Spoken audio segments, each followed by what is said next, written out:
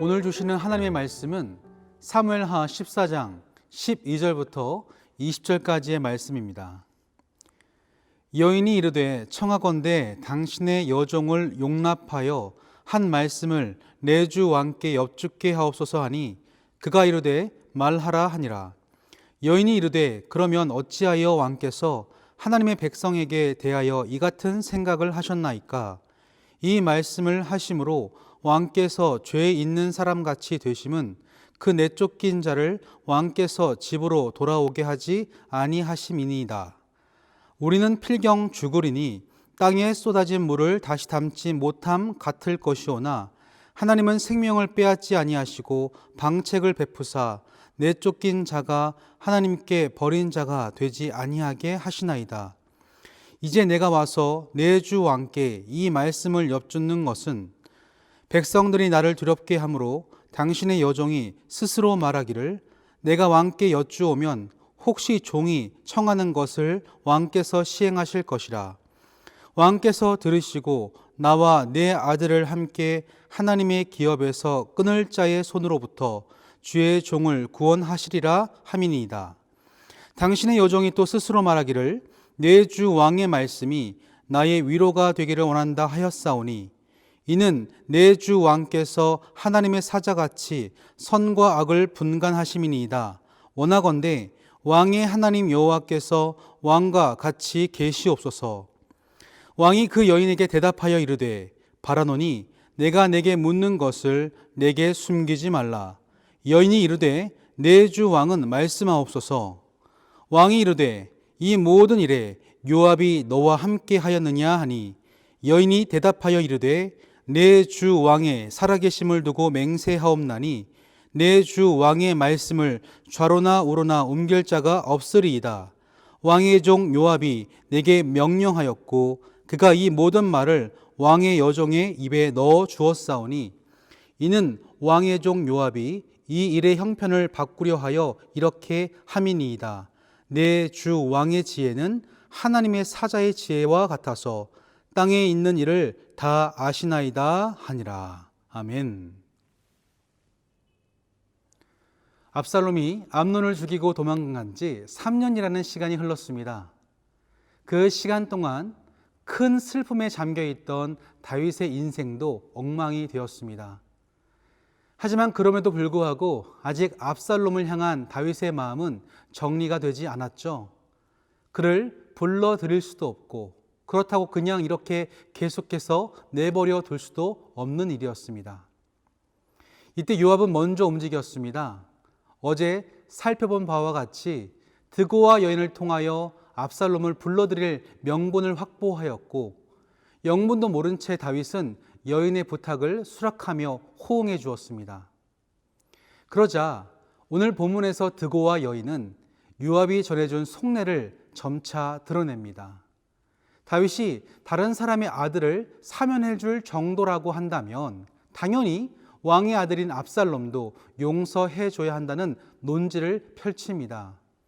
13절 말씀에서 말하기를 여인이 이르되 그러면 어찌하여 왕께서 하나님의 백성에게 대하여 이 같은 생각을 하셨나이까?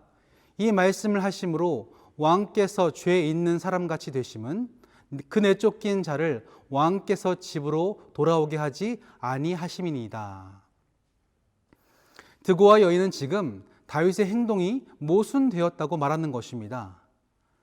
살인자인 그 아들을 용서해 줄 수만 있다면 왕께 내쫓긴 자 그 압살롬도 다시 집으로 돌아오게 해야 한다는 것이죠. 여기 한술 더 떠서 이 여인은 하나님을 언급하면서 자신의 주장이 신학적으로 뒷받침되고 있다는 언급을 합니다. 14절을 살펴보시면요. 우리는 필경 죽으리니 땅에 쏟아진 물을 다시 담지 못함 같을 것이오나 하나님은 생명을 빼앗지 아니하시고 방책을 베푸사 내쫓긴 자가 하나님께 버린 자가 되지 아니하게 하시나이다. 오늘 여인이 했던 이 말은 상황과 상관없이 똑 떼서 살펴보면 구구절절 맞는 말입니다. 하나님은요, 생명을 소중히 여기시는 분이신 맞습니다. 하나님은 그분의 놀라우신 방법들로 잃어버린 자들을 찾으시는 분이십니다. 그런데요, 이 여인의 말이 이 상황에 적절한지는 의문입니다. 하나님의 모습 속에 긍휼과 자비의 속성도 있지만 공의와 심판의 모습도 함께 보여주시기 때문입니다. 만약 이 여인의 주장대로라면 하나님은 막무가내로 무조건적으로 용서하시는 분이 되어버립니다. 어떤 죄를 지었어도 묻지도 따지지도 않고 용서를 남발하시는 그런 분이 되어버립니다. 그럼에도 불구하고 오늘 이 드고와 여인은 요압의 지시에 따라 압살롬을 복권시키기 위하여 하나님의 말씀을 이용합니다.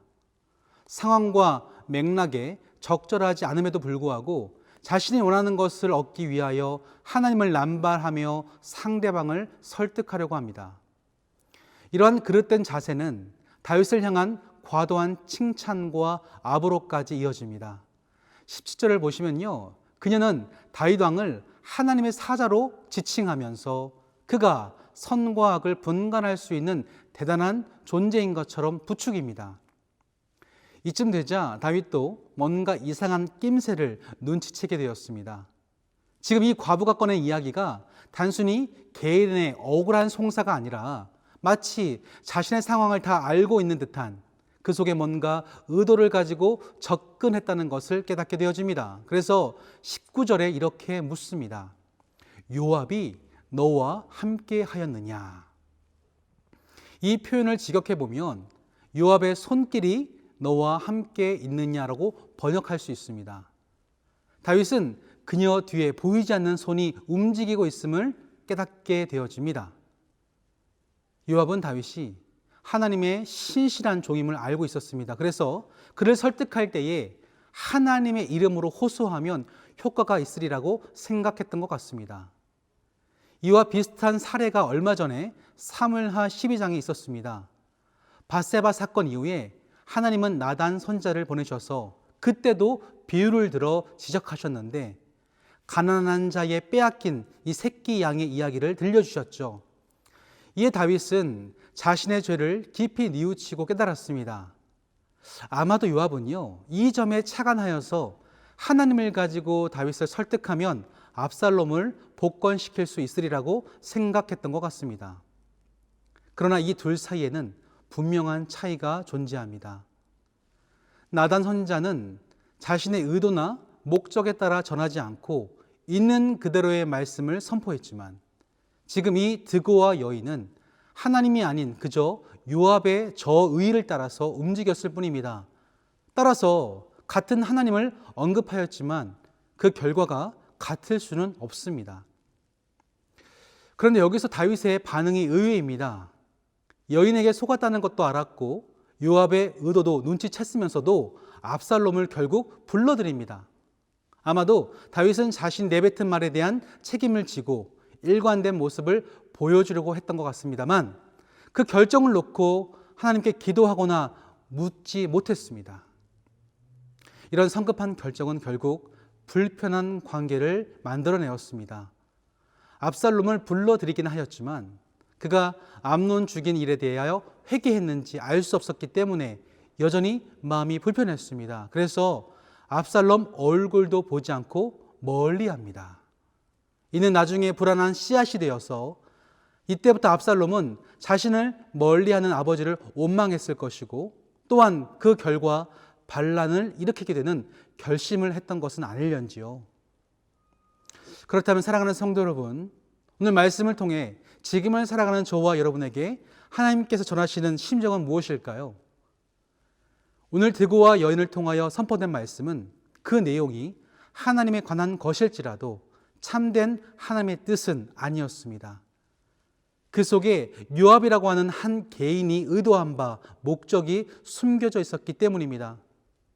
이처럼 우리도 사리사욕을 채우기 위하여 하나님의 이름을 사용하는 일들에 경계해야 합니다.